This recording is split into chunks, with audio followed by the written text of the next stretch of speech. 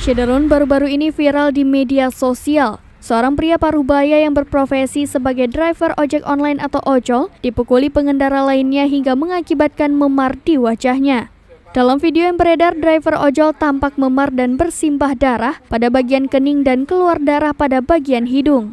Di sekitar pria tersebut juga tampak beberapa orang menghampiri driver ojol.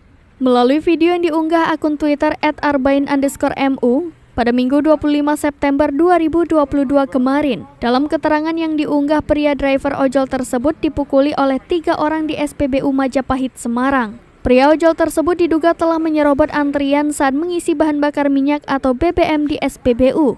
Usai dikeroyok, driver ojek online tampak terduduk lemas dengan darah di wajahnya. Sesekali ia juga tampak menghela nafasnya.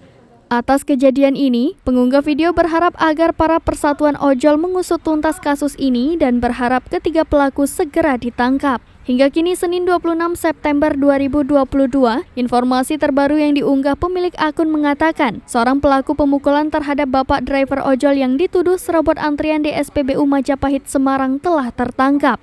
Sementara itu, kedua pelaku pengeroyokan lainnya berhasil melarikan diri. Bahkan pada saat para driver ojol menuju ke Tlogosari untuk menangkap pelaku, para pelaku sudah melengkapi diri dengan senjata hingga terjadi bentrokan.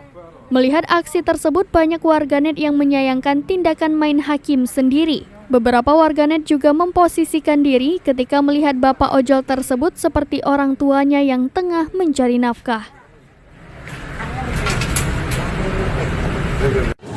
Lagi di rumah sakit IGD Bayangkara, lagi visum.